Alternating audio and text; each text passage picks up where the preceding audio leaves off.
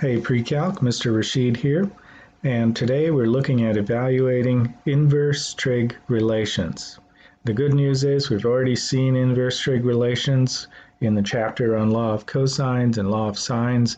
At some point we had to figure out what the angles were, and we used the second function for second sine or second cosine to get the angle for a particular triangle we were trying to solve there. So that's what we're going to cover here. Now, normally, if you get some random decimal value, I'm going to expect you to use the calculator to figure out what the angle is if we're doing inverse trig relations. But in this chapter, or in this section here, what we're doing is just the few ones that we recognize for exact values.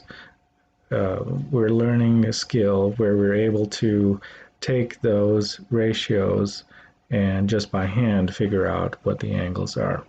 Okay, so let's take a look. So we have this equation here. It says tan theta is equal to the square root of 3. Now, if we were asked to solve this, what we're doing is we're just looking for the angle. So we're looking for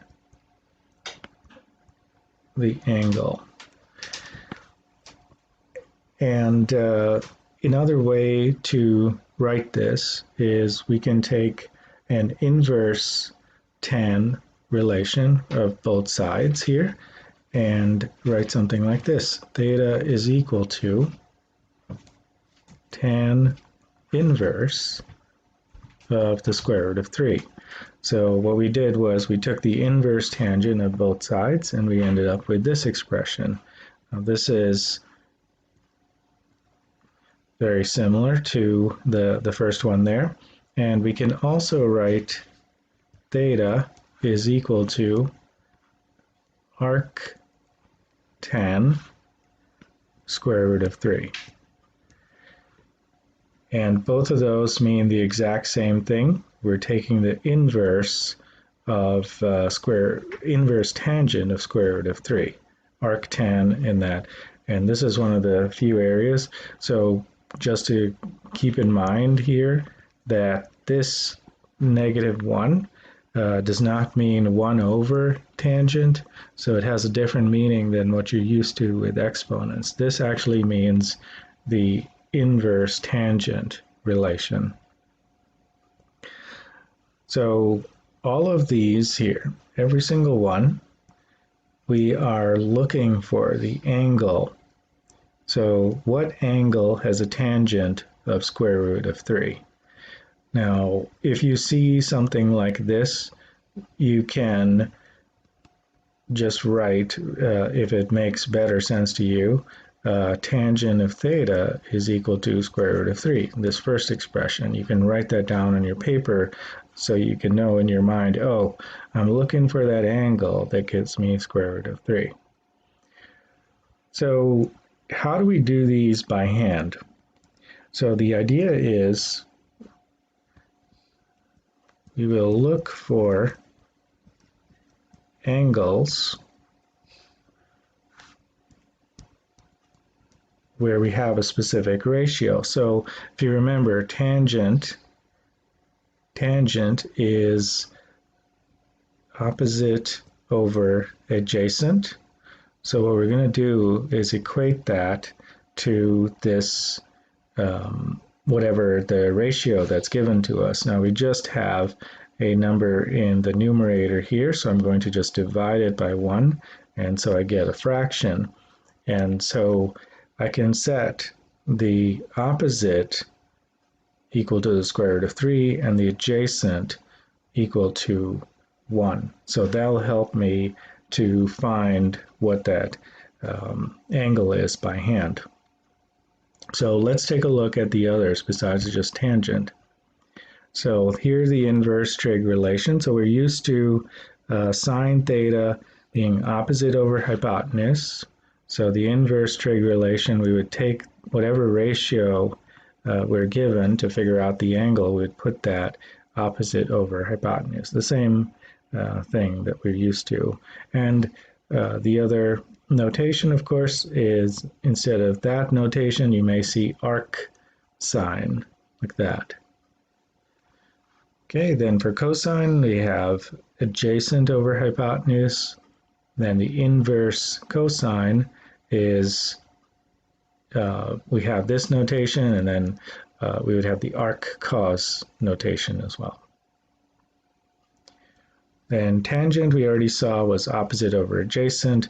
The inverse tangent is tan to the -1 in there, and over a, and we can also write it as arctan, like that. So all of these are used to find a missing angle. We're looking for that angle. Okay, we have done now lots of these problems by hand in the last section, and by now you've seen that there's only 4 possibilities. If a triangle, if an angle is going to land somewhere, either it lands on the axis itself, but then if we're creating a triangle, there's really only 4 possibilities. So it could land in the first quadrant, the second quadrant, the third quadrant, or the fourth quadrant. And if you look at all the triangles that could be created, these are the only possibilities for triangles where we're trying to find the ratio and then create, look for that reference angle. So these are the only triangles that can be created. Now, one of the things I mentioned in these kinds of problems before is that the hypotenuse or the radius always remains positive. So no matter which quadrant we're in here, right, the hypotenuse or radius is positive. Then, depending on your quadrant, in the first quadrant, both the x value and the y value were positive, and so both your opposite and your adjacent was positive.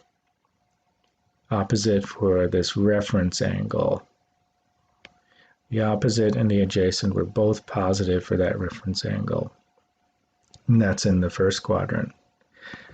In the second quadrant, your x values or your adjacent values here turn negative, but then your opposite values or your y values stayed positive. Then in the third quadrant, both the opposite and the adjacent, or the x and the y, were both negative. Remember, hypotenuse, it's always positive here. Then in the fourth quadrant, the opposite was negative, and then the adjacent was positive, or x was positive, y was negative. Okay, so this is going to help us because we have these letters in here. You may be wondering what those stand for. So we have A, S, T, C. So the A here, this A here, means that adjacent is positive, opposite is positive, hypotenuse is positive. So no matter what, sine, cosine, and tangent, all of them are going to be positive. Their reciprocals are going to be positive as well. So the A here means that all of those trig ratios are going to be positive in that quadrant. Then in the second quadrant, you'll see this S here. This S means that sine is the only one that is positive. If you look at cosine, we'd have to have a negative over a positive, so we end up with a negative number. If you look at tangent, then we have positive over negative, so we end up with a negative number. Opposite over adjacent is tangent.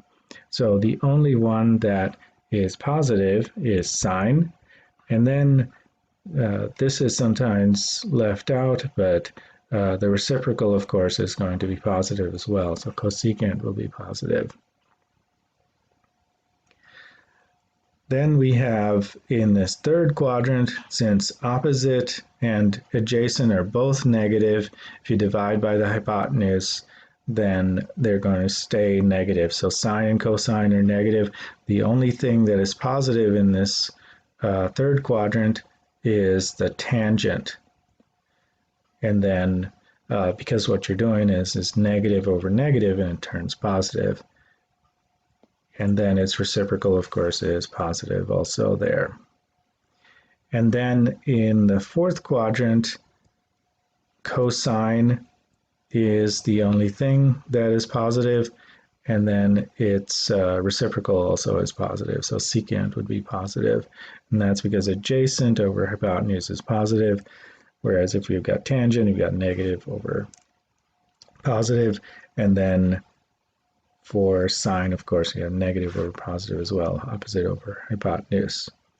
So there's a way to remember this mnemonic. You can remember, honestly, I don't use this mnemonic. I just look at which quadrant I'm in and decide with my x's and the y's what's happening.